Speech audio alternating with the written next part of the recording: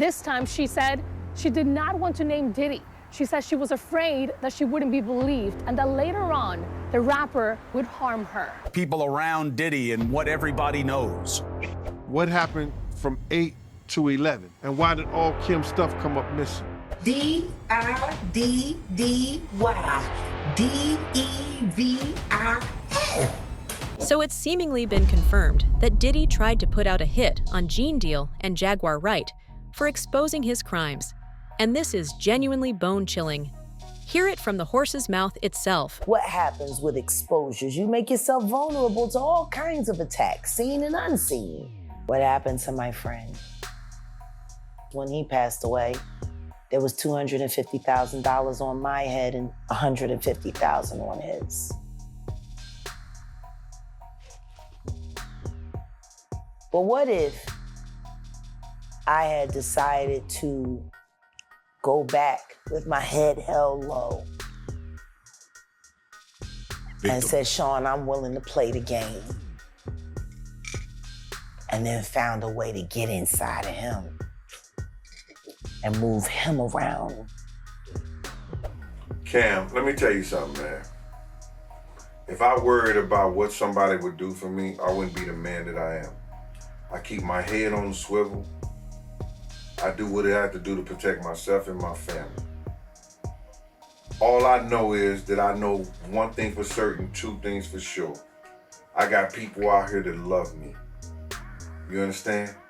And if something happened to me, I know people's gonna make sure you meet me wherever we gotta go after this life. And this comes on the heels of the fact that Gene Deal previously said Diddy had tried to reach out and silence him before. He don't usually be coming back to New York. And somebody was telling me that, yo, listen here, yo, he trying to get witnesses. Remember when they released that first thing of Cassie, and I said that Diddy was trying to contact people for character witnesses, people for who he had problems with before, whatever like that, and trying to talk to them in the whole 9 yards. That's when they dropped that thing with Cassie. The Homeland Security had some agency or whatever like that that deals with that, dropped that thing on Cassie to show everybody, oh, y'all want to help him? Y'all, this is what y'all want to help?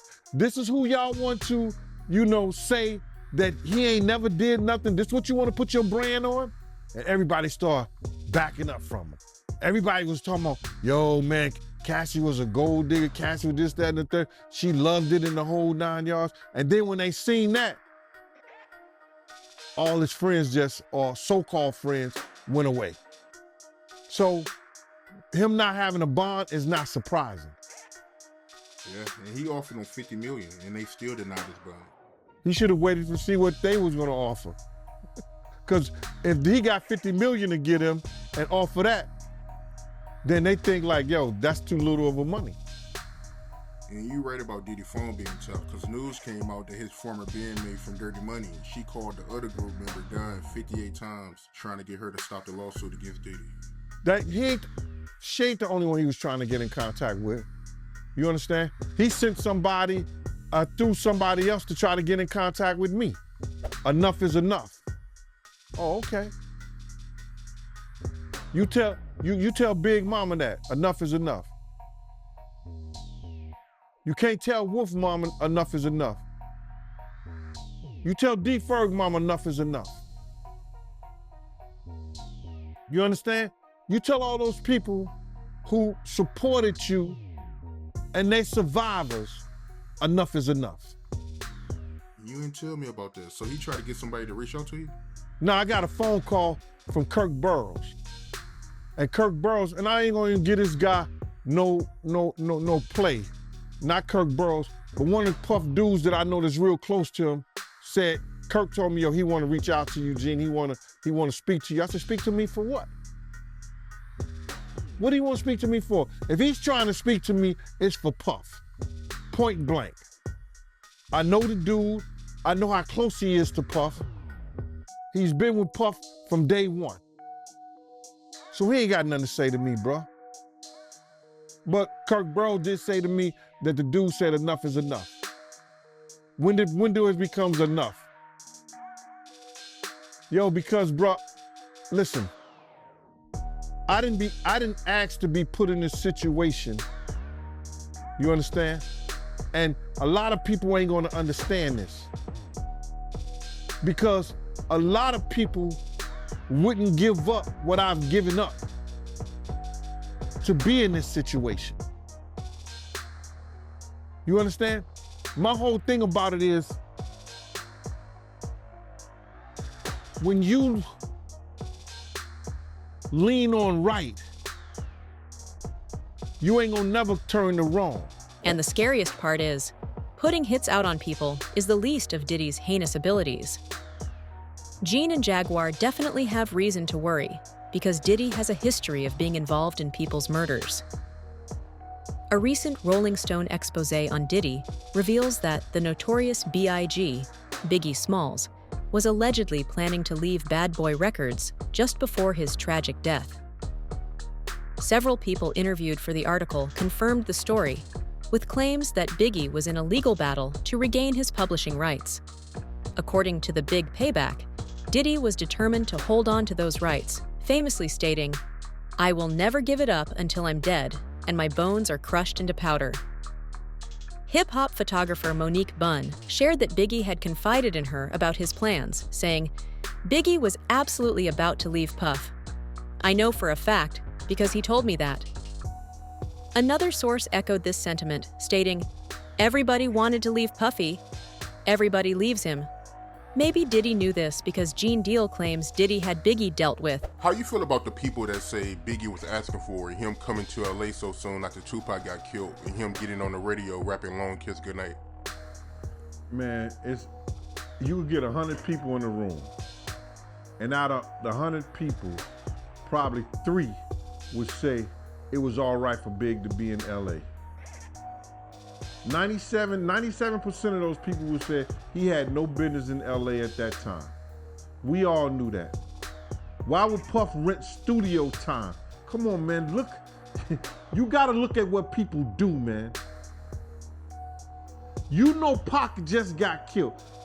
It ain't no kind of business Big was doing. Big couldn't even walk, he couldn't run. They was pushing him around in a wheelchair, brother. Why the hell would you rent studio time in LA for him to finish your album when in fact you got your own studio, Daddy's house?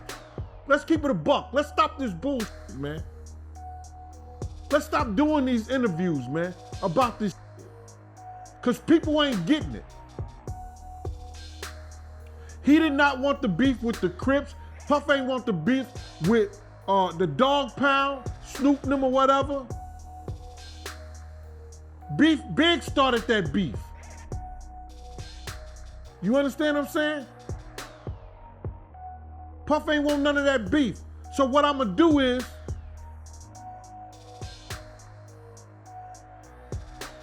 y'all want the shit? I'm gonna put him out the pasture.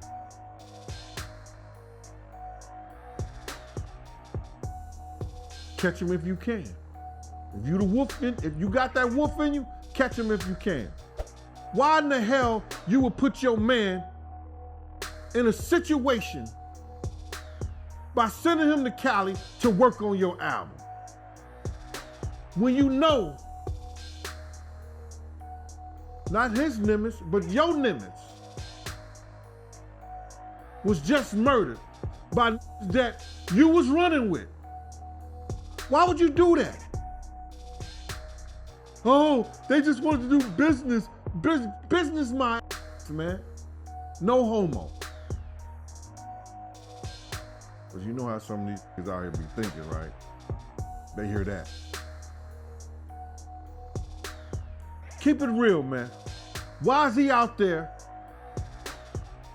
working on Puff album when you got the Hit Factory? You got Daddy's house. You got the place where Tupac was shot at, Quad Studio. There's plenty of places Big could have been. Why the West Coast? Come on, man. And then you got a half retarded ass like Lil C. Big love, Cali. Big wanted his publishing. Big wanted his marketing. He knew he couldn't go nowhere and be who he needed to be without it. So if Puff would have told that nigga to go to hell with gasoline draws on, that nigga would have went to hell.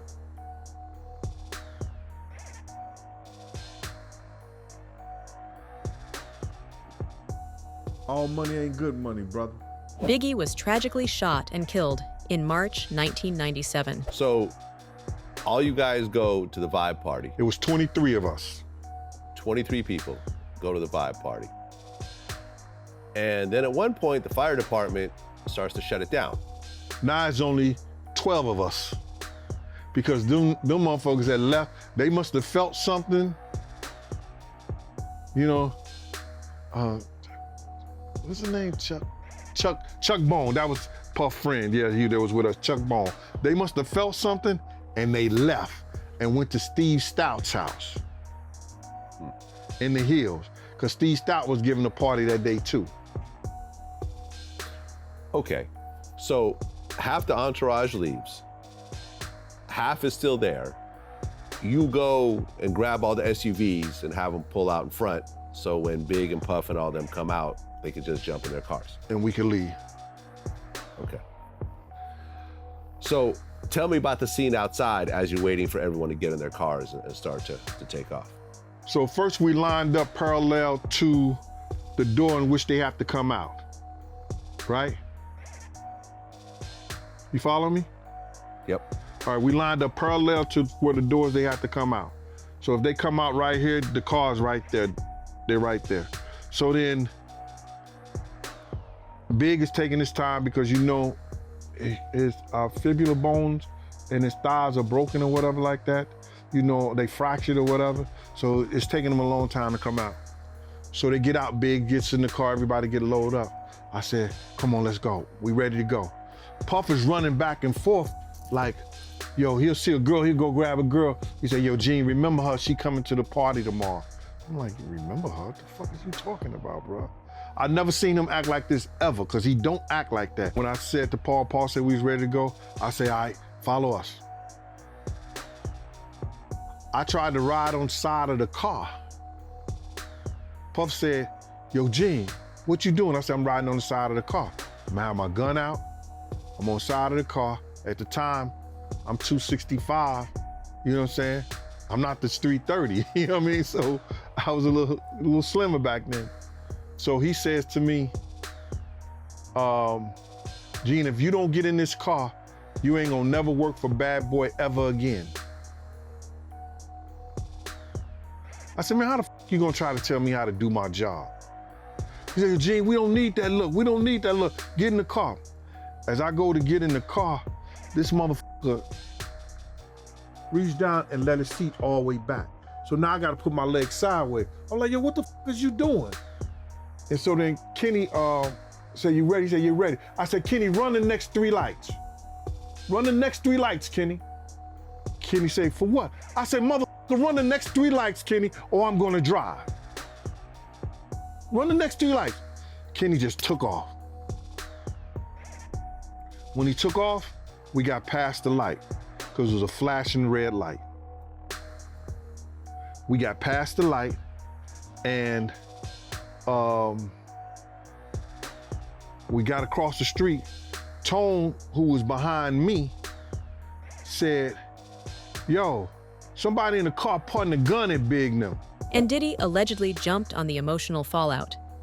Arista and Bad Boy's former publicity director, LaJoyce Brookshire, who had been with Biggie the day before his death, requested time to grieve. Instead, Diddy instructed her to ensure that Biggie's posthumous album, Life After Death, would debut at #1. Gene Deal also claimed that there are lies floating around about who really killed Biggie. I gotta ask you about this. Before the interview, you was telling me about this. Captain Shaheed Muhammad from the Nation of Islam. You was telling me that a platform is trying to blame him for the murder of Biggie. Like, what's the deal with that? Because Brother Shaheed is dead. That's why they're trying to push the narrative now. When Brother Shaheed was alive, they wouldn't dare to say anything to that nature. I met Brother Shaheed at the Million Man March in 1990, was it 1995 or 90, that was 95, right? 1995, I met Brother Shaheed at the Million Man March. October the 16th, my birthday, right. I seen him at Farrakhan. We was at Farrakhan's, the house they had for Farrakhan. We all got our badges because we all walked backstage together. Not backstage, but back at the Capitol where the minister spoke to the masses. I met Brother Shaheed then, seen him a couple of times before. You understand? I know Brother Shaheed when I seen him. Brother Shaheed was not the Muslim who walked up to me. All of a sudden, not everybody trying to put the pictures together and say all this old dumb shit. It didn't happen like that. Was not Brother Shaheed who came up to me. I wouldn't have showed Brother Shaheed my gun because I knew I would have been safe around him. I've been around him with Brother Mustafa, Farrakhan's son. So now that he's dead, everybody trying to post the pictures side by side to the guy that we identified and everything like that. Get out of here, man. Brother Shaheed was every bit about 6'4.5", 6'5". I would have known who he was when he walked down the street and walked away. Get out of here, man. That's just these content creators, people trying to make up shit, and people trying to spill the narrative from them crooked cops not doing the right thing to Big and on Big's case. So who's the ones pushing that narrative? I don't even want to get them to spin on your show, bro. You understand? I don't want to get them to spin on your show, but the people out there know that they some felonious content creators that's trying to put Gene Deal name in everything because you make this shit hotter than fish grease. So you don't think it was him? You think it was Amir Muhammad? I know it wasn't him. Ain't no think. I know it wasn't him. He wasn't the one with the blue suit, white shirt, and blue bow tie with the peanut head. It wasn't him. Do you think it will ever come out that Amir Muhammad did it? Because, I mean, you've been saying that for a while. And the dude out here living his life, he do real estate now. And, I mean, that's crazy if he killed Biggie and he out here, you know, doing real estate. My man, it's some people that's working on Big's case. It's some people that are trying to come up with enough evidence to get those files reopened, get those cases that were sealed, unsealed. And when that happens, we're gonna be quite all right, brother. The controversy didn't end there. A few months later, Rolling Stone approached Bad Boy for a cover story, and Kirk Burroughs, the label's co-founder and president, suggested they feature Biggie. Diddy's like, "No, he's dead. I'm putting out Diddy's debut album, No Way Out, in July. I need to be on the cover of Rolling Stone," Burroughs recalled. As a result, Diddy appeared on the magazine's August 1997 cover, a decision that was criticized, even by Death Row Records' Suge Knight. Known for his own harsh reputation, Knight commented, "When Pac left, I didn't pick up a microphone. I picked up the pieces. But for the most part, it seems Diddy and Biggie's relationship was always strained." Biggie was happy on Bad Boy. Do you think he was planning on leaving? I feel that he was happy about his career. He was happy about the blow up. He was always on the line. He never let us feel comfortable like, "Oh, y'all did me right. Oh, I'm loving you guys right now." He would never give it up like that. He would always have us under pressure to keep doing it bigger and better. I honestly, when I look back on it, if he trusted Sean more, it would have been better. But he didn't trust him as much as the way Sean says they were best friends after he was dead.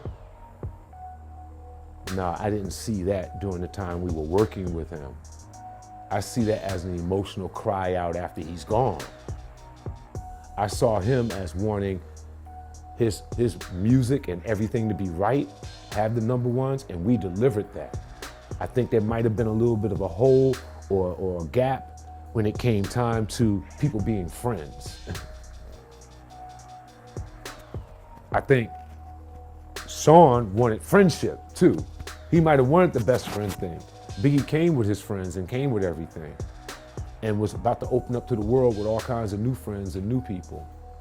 This tragic incident happened, and now he did belong to the world, but not even to us anymore. It was like he was gone, we had the music, and now we were left with his legacy. He was happy about blowing up. I can tell you he was happy about his success. He was happy about the stature that he had. I don't know if he was very happy about staying with us forever. And now, even Biggie's own mother wants Diddy exposed. Jane, here go Miss Wallace.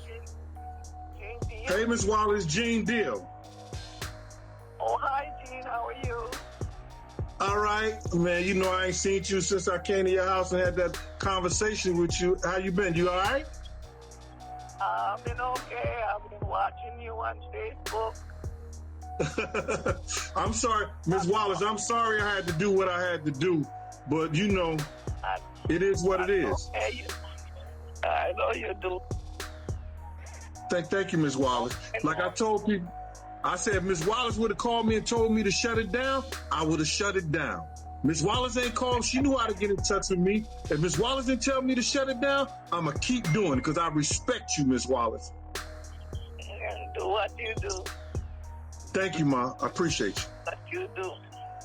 What was the backstory behind that, Big Mom calling you? My man, that had to be, if I say exhilarating, it has to be one of the highlights of coming out here and doing what I've done over the last, since 97. Since 97. Since I seen Miss Wallace. You know what I'm saying?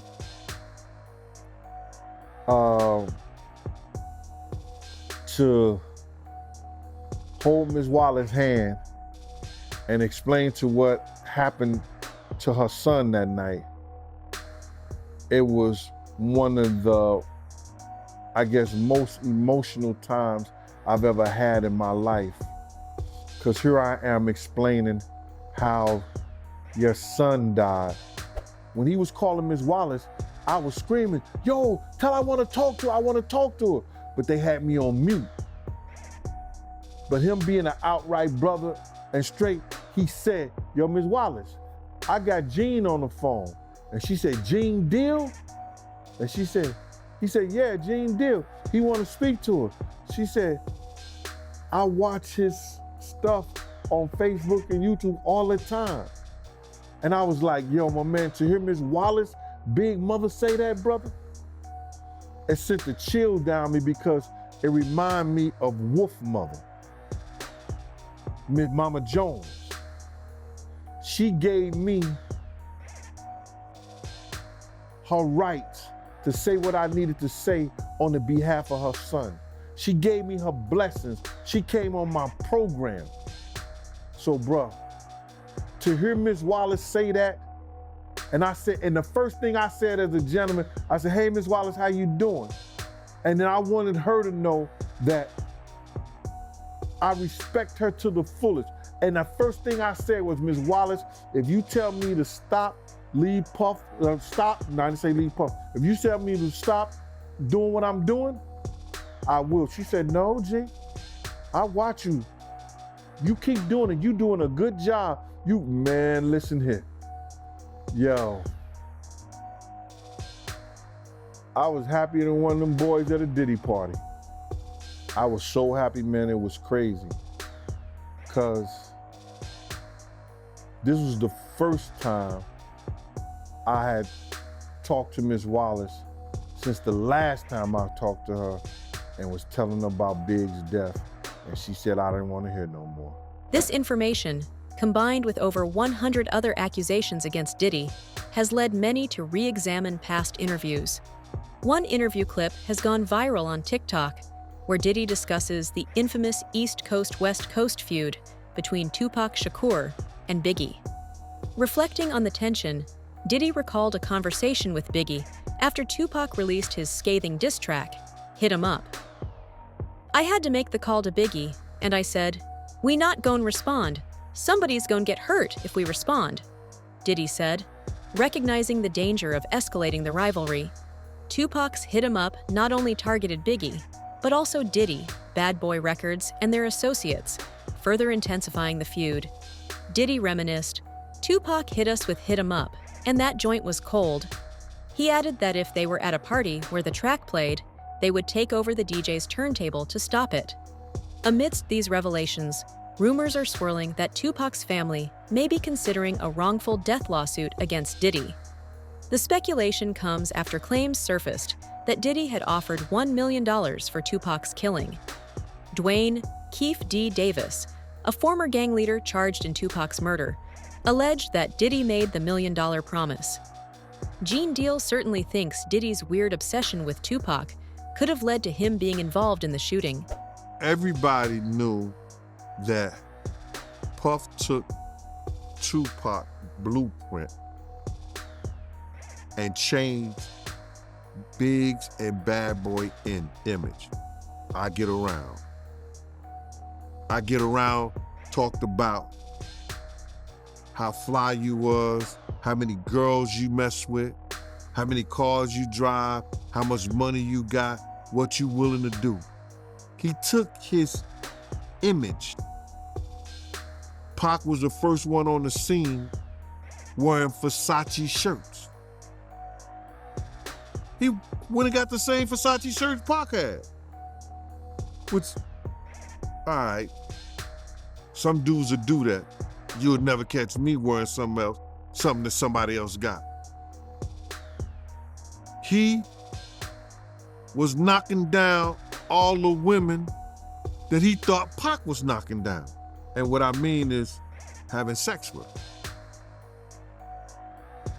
Why would you want to have sex with women you know for sure a dude that was once cool with you was dealing with?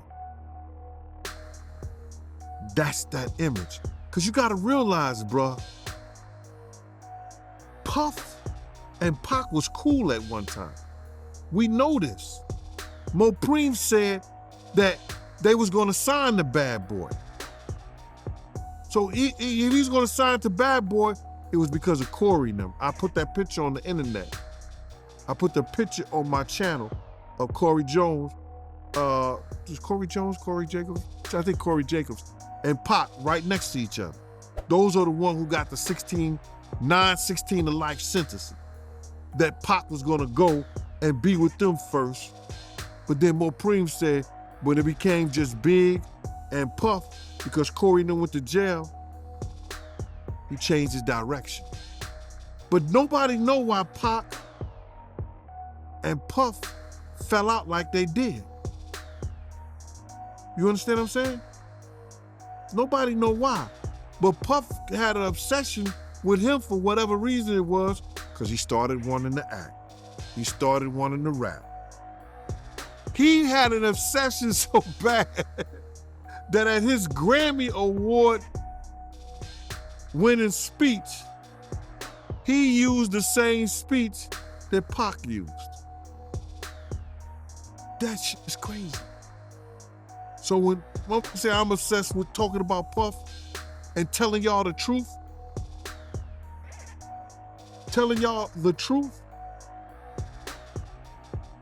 who's obsessed with who? Pac had Sarah before Puff. Allegedly he had Sally before Puff. And Kim had an obsession or liked Pac so much, she on the red carpet with Tupac's shirt on.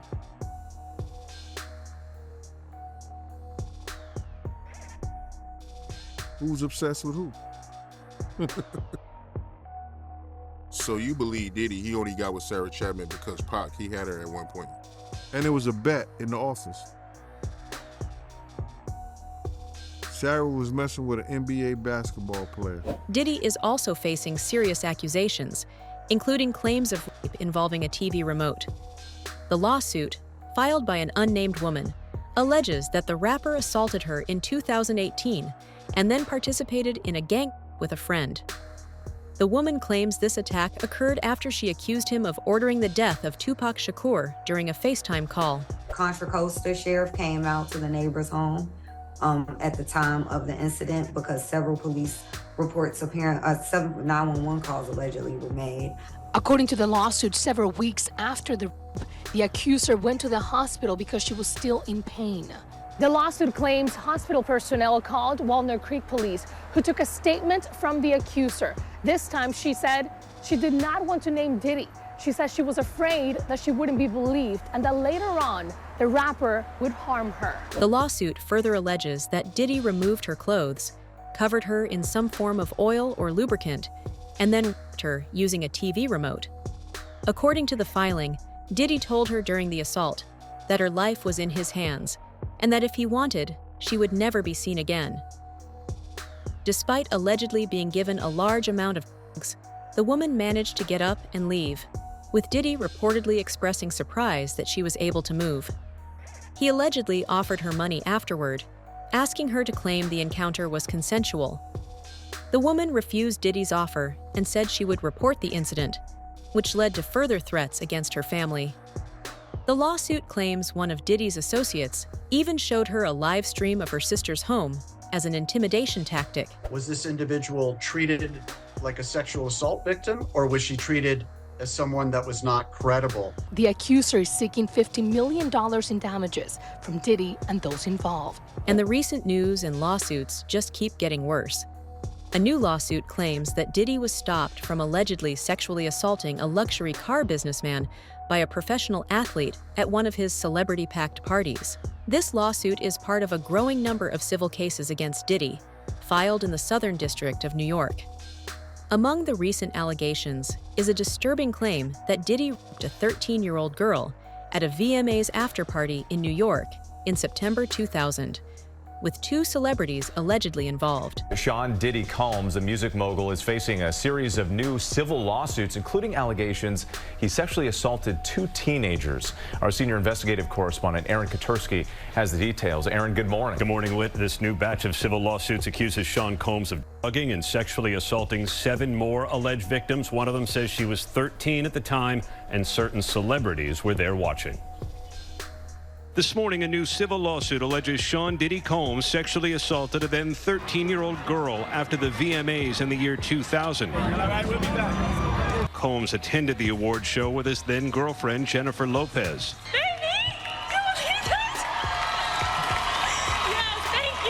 The lawsuit says Diddy's driver invited the alleged victim to an after-party, telling her Combs liked younger girls and saying she fit what Diddy was looking for. At the party, the lawsuit says the teen accepted a drink and went to lie down, feeling woozy and lightheaded. Combs allegedly grabbed the teen, saying, "You are ready to party." The lawsuit says the teen was sexually assaulted by a male, identified as Celebrity A, while Combs and a female, identified as Celebrity B, watched. Combs then allegedly assaulted her, while celebrities A and B watched. These suits were filed shortly after Diddy's legal team asked a Manhattan federal judge to reveal the names of the increasing number of accusers. L.A. Reid, the Grammy-winning music executive, stepped down as CEO of Epic Records in 2017 following accusations of sexual harassment.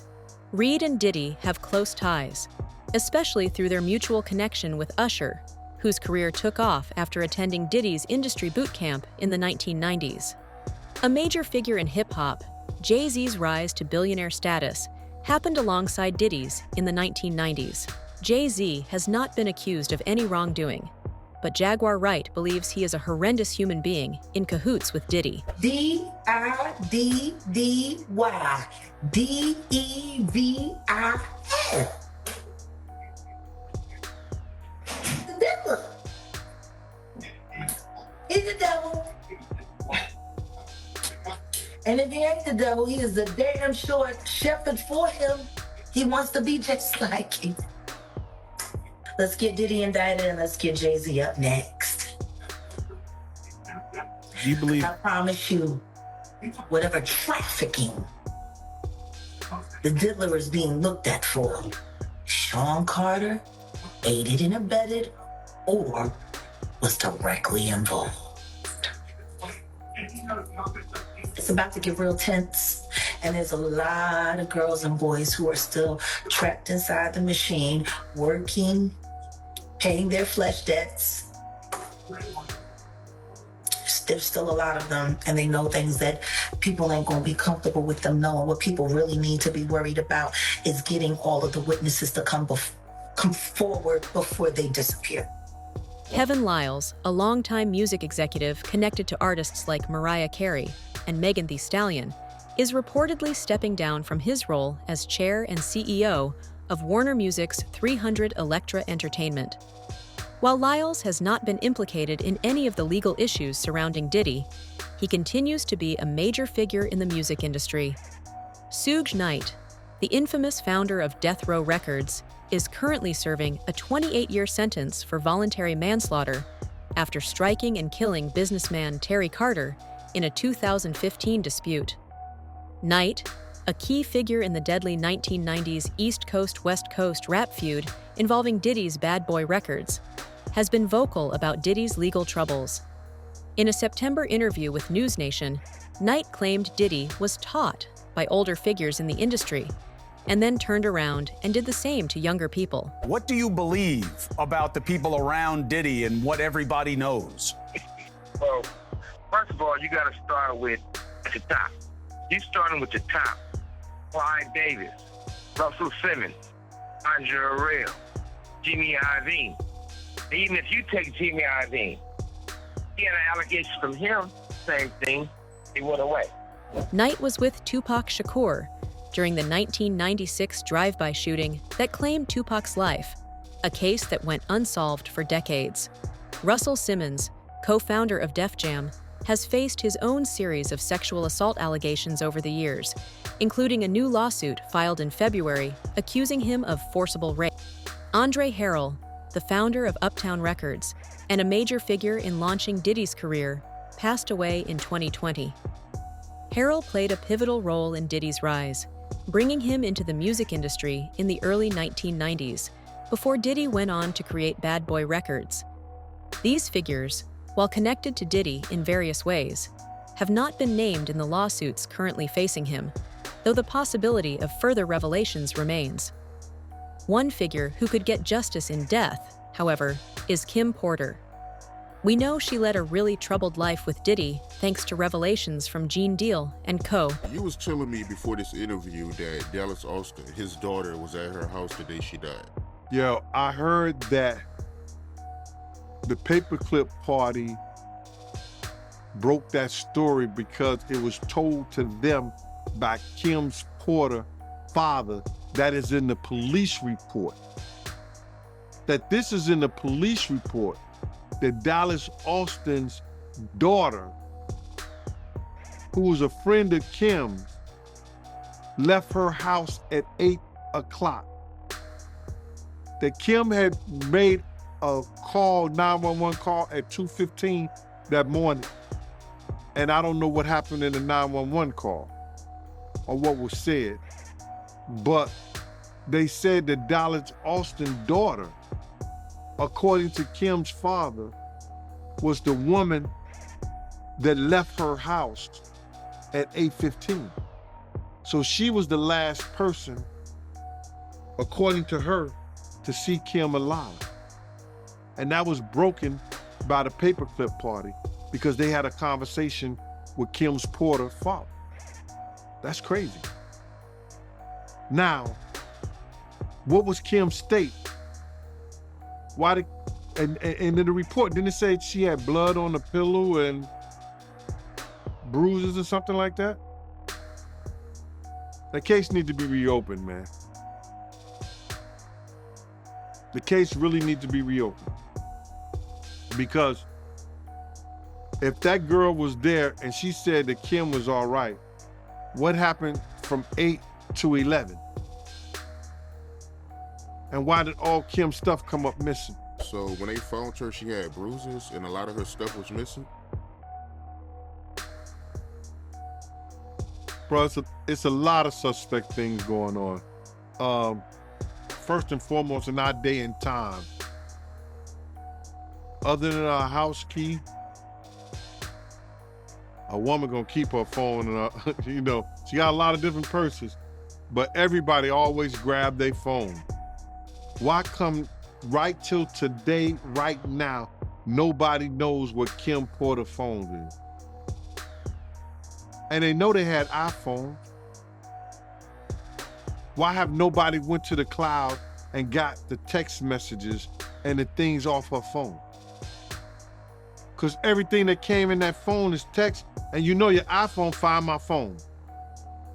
Nobody tried to find the phone? I would love for her son, who has all the rights, to go to and get all the stuff out the clouds. Her last text, who was she calling, who she spoke to, who called her, where was the last place her phone was at before it was destroyed and cut off. It will tell you that too. But now there are reports that we could finally see her case reopened by the feds in light of all this new evidence. Do you think we will see more celebrities being brought to court to be exposed soon? Let us know in the comments below.